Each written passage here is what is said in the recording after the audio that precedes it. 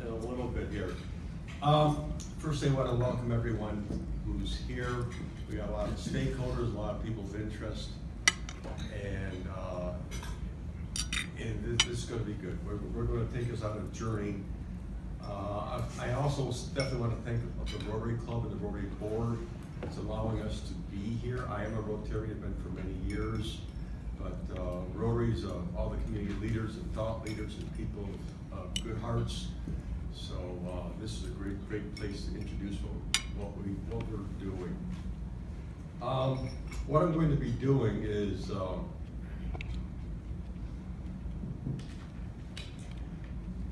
we're about to do a project in Barrington that's, make a longer story shorter, we're going to be hiring youth with disabilities for summer jobs.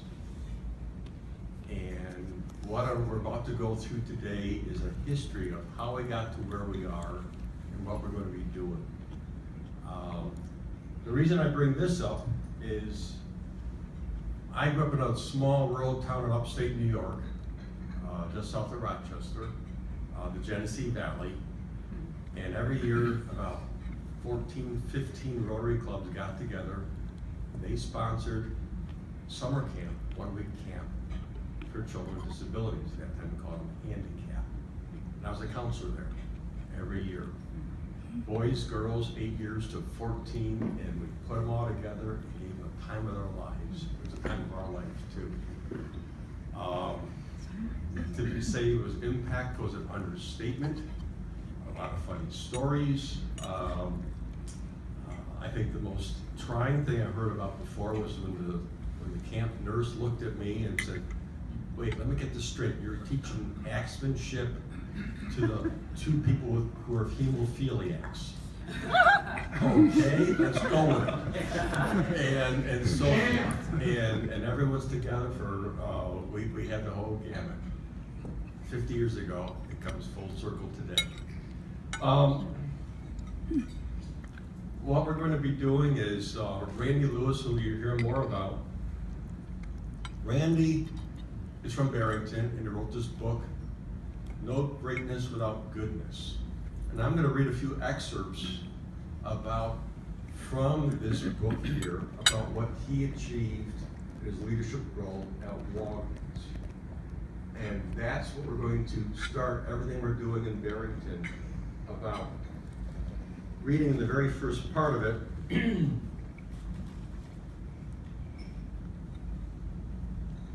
As Walgreens was expanding, they're adding some major distribution centers, greenfield distribution centers, getting from scratch.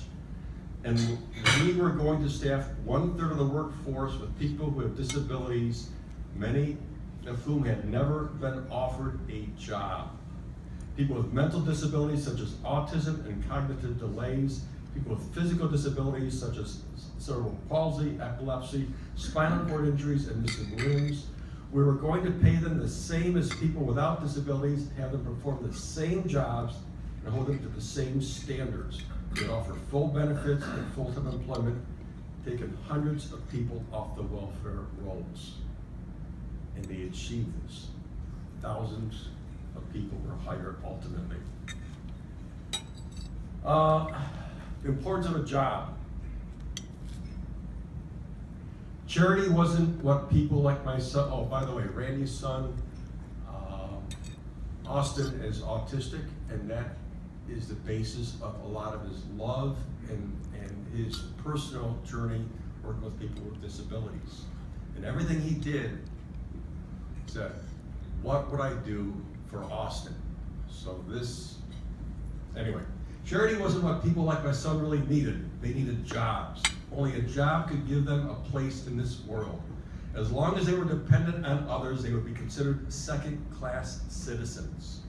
With a paying job, however, they would be part of our world. Not relegated to the shadows and reliant on the charity of strangers, work would mean independence.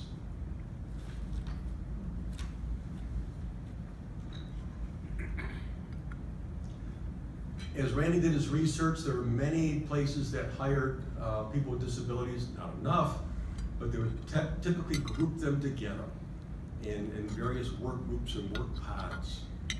And that's not what he wanted. He said, of course, separate is separate. The individuals with disabilities had jobs, but they weren't part of the workforce. Not really. They weren't us.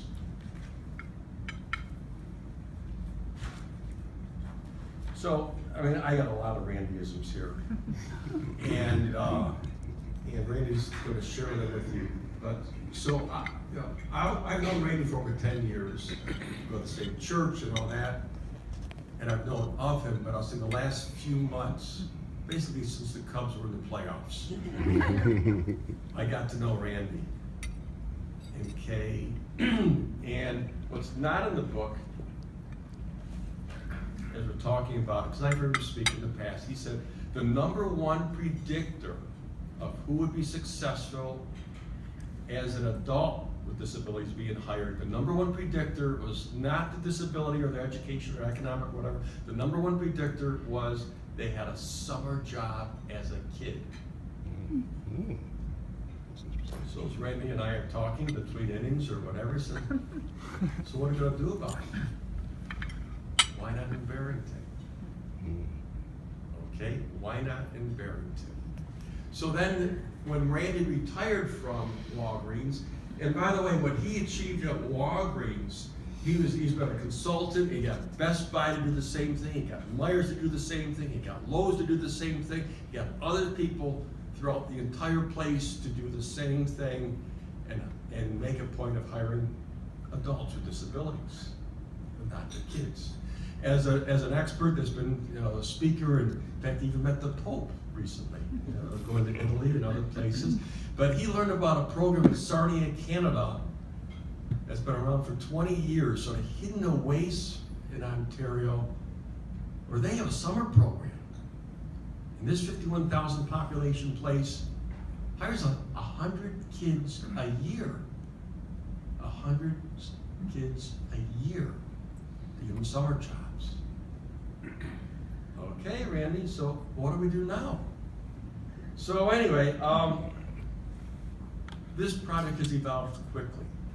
And I view Randy as the professor, and I'm his gopher. He said, well, I don't know, there's one thing in the corporate where I know I've been there for 15 years and I know all the Walgreens people. Yes, it's a $100 million project, and yes, I got the shareholders and the board of directors and all this. And yes, my job and the company depends on me being successful, but I don't know anyone in Barrington. I know people all over the world, but not in Barrington. I said, I got you covered there. And then as Randy and I were talking, we said, this is not a one-shot deal. This is not my vocation. This is what it is. So then I happened to be at a Barrington Youth and Family Services event. And this is an organization in town, if you're not familiar, they have passion of helping some of the most critical kids, the most critical aspects of what they're going through. And so I started talking to Rita, and I met, and I said, hey, what about this? And her eyes sort of, and said, we are so flat out with all we're doing without the resource, we don't have the talent, we don't know how to do it. And I said, okay, but if we got the talent and the resources, are you in? Because eventually we need to make this sustaining. And it's not Randy and I to do this.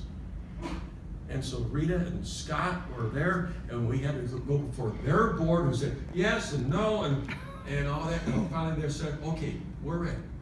So now we got the professor, and we have the grad students.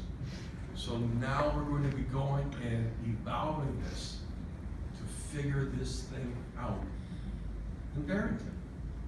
A couple of quotes I like. I mean, we each have skills, experience, and talent. Think of SCT, skills, experience, and talent. And so, but all the skills, experience, and talent that we ever have developed in our lifetimes is preparation for our next project. So that's what we're doing now. We're taking all of our skills, experience, and talent in our next project. And one of my other favorite quotes was Frank Lloyd Wright, who many of you know is the architect who achieved fame in his lifetime. And he was once asked about his favorite accomplishment, his favorite work, his favorite building. And his response was, my next one. So we are about to do our next one. The Academy Awards are coming up, we know that. And I like to think of, we have here in Barrington a lot of different movie scripts that are out there that have not been performed yet. And what we intend to do is to find the talent and train them and get those movies going in different places. So Randy, I can't say enough positive things about what he's done and all that, but without further ado, Randy.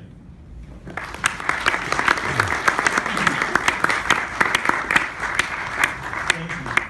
Is this on? Can you hear me? Yes. You know, I'm not an expert here because I'm in my hometown. An expert is when you're out of town with a briefcase, so I'm really kind of nervous about being around the hometown. Just kind of give you a sense, this story started in Barrington. My son went all the way through the school system, age 3. We did those 36 IEPs, those individualized education programs that you go into and talk to the teachers about your child. You laugh and you cry, you come out. You're gonna do it again next semester. The outlook for my son